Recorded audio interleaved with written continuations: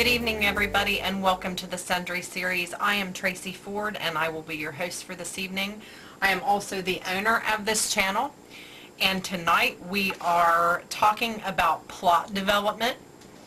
The first thing that I want to say about plot development is that sometimes it's my suggestion that you use word webs and brainstorming techniques to develop a plot. Use outlining if that works best for you. Some plots come from anywhere, just like characters do. For example, the very first book I wrote when I was 16 came from a dream. And I got up in the middle of the night and I wrote down everything I could think of from the dream and developed the plot from the dream. So that is a very definite possibility of where sometimes your plots can start. Every story has a beginning, middle, and an end. And I'm hoping that the last episode and this episode helps teenagers and young adults who are involved in English classes and who are going through college and high school develop their stories for composition classes. Now, I wouldn't suggest, I guess you could use this for research papers, but it's more along the lines of fictional writing that I would suggest it for, but like I said, it can be transferred to research writing as well. Some people can sit down and start typing. Others have to prepare. I've done it both ways. The one thing that I will say to you is write about something that you know or something that you can research very well. The Fine Line, Eidolon, Through Glass Darkly, they were all three subjects that I knew. The first subject involved paranormal activity as well as some child welfare subject matters. The second book was about a forensic psychologist.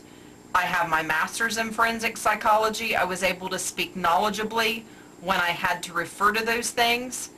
And the third book is about a police officer, and I had a lot of exposure to law enforcement when I was doing my career in child welfare. So all three of those things I was able to speak knowledgeably about, and I sort of already knew what I was going to write and how I was going to write based on my education. With the K-Cons of Darkness, it's a little bit different. There's been some research involved in that, as well as Time Torn Asunder.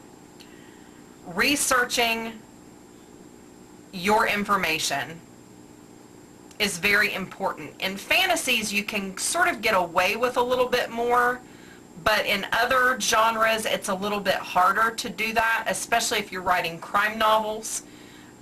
You need to know what you're talking about. You have to make references to things that are real in those kinds of books. In your fantasy and your sci-fi, the sky is the limit. Time Torn Asunder is a historical romance, so Jamie Ronan and I have to be precise and right on the money when it comes to things as small as the types of streets in that time period. So there's a lot more research involved with that. With K-Cons of Darkness, it's a medieval fantasy. I'm not really worried about whether the castle is factual or not, or whether it was built in a factual manner, because it's a fantasy. It's not real. It's not going to happen. It's something that did not happen. So the sky's the limit. Collaborate with others. Get the input of others, friends, family members, beta readers, you name it. Grab their input, because they can be very resourceful in how you develop your plot. Bounce ideas off of them. That's what they're there for. And then ask for constructive criticism. If something doesn't sound right, say, does this sound right? And if they're like, no, that sounds really stupid, don't take offense to it. Take it as a way to develop the plot even further and better. Interview people, especially if you're writing in genres where things could really be happening. Interview people, people love to talk about themselves. Give them the opportunity to do that by interviewing them. If you need to know what a G-man would do, call up the government, and I'm serious. Call up your local FBI office and say, I need to interview somebody about this blah, blah, blah, blah, blah. I'm a writer, and this is what I'm doing. They love to talk about themselves. Now, of course, they're not going to reveal top secret information to you, but they can give you the general idea of how things work. Same with police officers, detectives, whatever. If you are writing a book about civil rights, find a civil rights officer. Find someone that lived through the civil rights era and fought for their freedom. The interviews are the best type of research because you can get it firsthand. The Help comes to mind when I think of this, the novel and the movie The Help. Perfect opportunity to write a novel was to interview the people that were actually involved. Now that can't always happen, especially if, like for example, with Time Torn Asunder, we're writing about historical stuff. Well, it's going to be very hard for me to interview someone that lived through Davy Crockett. I mean, that's not going to happen.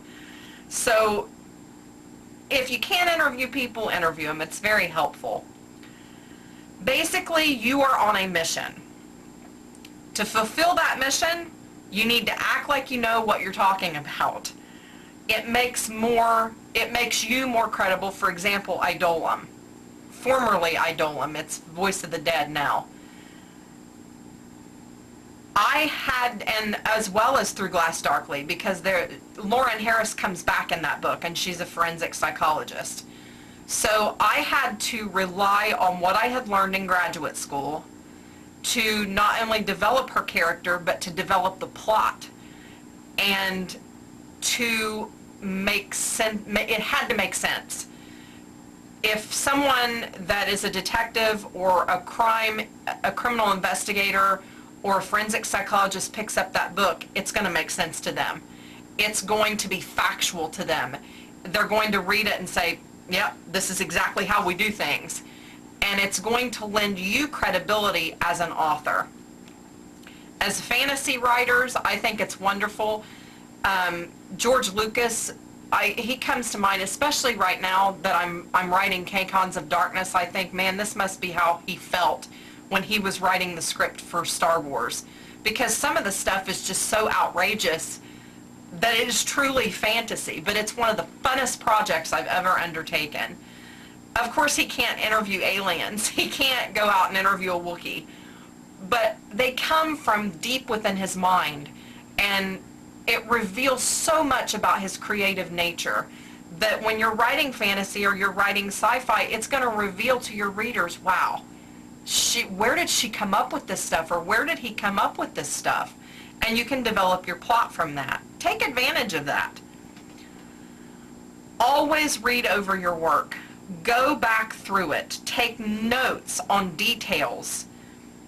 Examples are like, for example, in K-Cons, the kind of flower that the princess likes, the time of year, the actual year, the passage of time, features of the character. They're all important to plot development, and they all have to balance and make sense. So you always have to go back, and you have to look at that and make sure that you're on the right track. And if you said her eyes were blue, they're not green in chapter 18. K-Cons is what I'm going to use as an example. I'm not going to give up the plot, but I'm going to tell you where the story came from. The story came from deep within inside of me, and it came from personal conflict. This is the one book that I did sit down and I started just typing because I needed to get it out. And it actually came from a blog post that I made, and I just went from there. So in a way, the plot was already developed in that blog post, and I just started flowering it up. It came from anger, and it was easy for me to develop the plot because it was personal. Even though it's a medieval fantasy, its roots are in an actual event. After two or three chapters, I sat down and I said, I'm going to make a subject outline because I know exactly where I want this to go. I know exactly what I want the conflict to be, and I know exactly who's going to solve the problem. And from there, I did the subject development. And I always keep separate folders for every book. Now, once they're published, I typically shred them, but this is what they start out as: notebooks and notebook paper. That is like my plot development, my character development. You can see the outline, which I'm not going to show you all of it, but you can see it there. And I go through and I develop the people that are going to bring the conflict to fruition, and I develop the people that are going to settle the conflict. In my opinion, now that's my opinion, and you know opinions are like buttholes, everybody's got one. In my opinion, there is always a conflict in any plot. If it's not research and it's fictional or even autobiographical, there's always a conflict that has to be solved. As I write, I refer back to that subject outline and I literally check off. Okay, I've written that, I've written that, I've written that.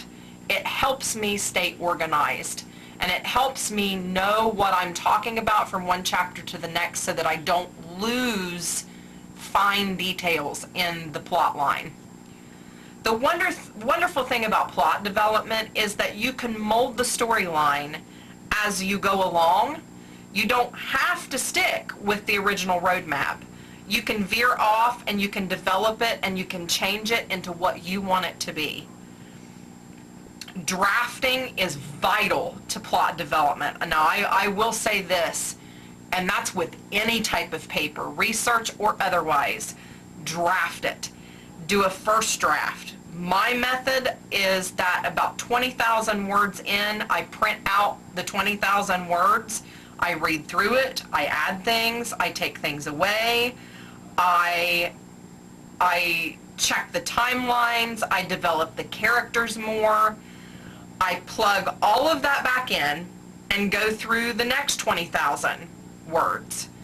And I do that same thing over and over and over again. And I do this until I get to the very end. And when I get to the very end and I think I'm finished, I read through the entire book, taking notes, and develop it. I develop it even further. It's like a piece of clay that's just like a little lump of clay. And as an artist forms it, it begins to make sense and it begins to look like something. And that's the best analogy I would give you for developing a plot. It comes out as a piece of clay, and as you knead it and you work with it, it becomes something recognizable. I guess that's the best way to put it. There are some times that when I am drafting, that entire pages disappear. I'm like, I don't like that. Delete. And then there's other places where I'll literally like add in paragraphs and paragraphs and paragraphs so that I can develop the plot a little bit better. A plot should of course be something that will entice people to read your work.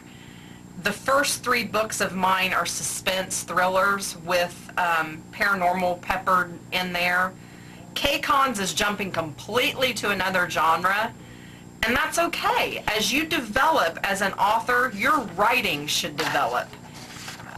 Jamie Ronan said that he noticed, like with The Fine Line and formerly Idolum, Voice of the Dead, he said sometimes it was like 2 different people had written the book, because he said he saw me grow from the first book to the second book.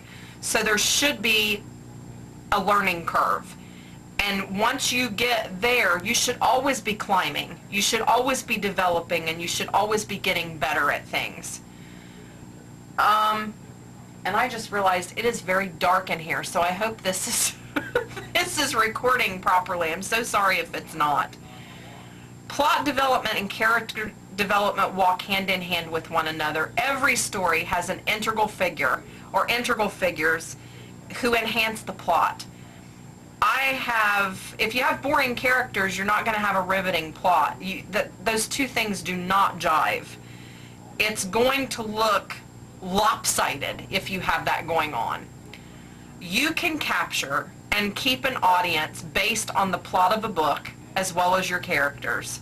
There are millions and millions of authors out there, some traditional and others indie. No matter what, whether you're starting out as a new author or if you've got a fan base, keep your audience guessing.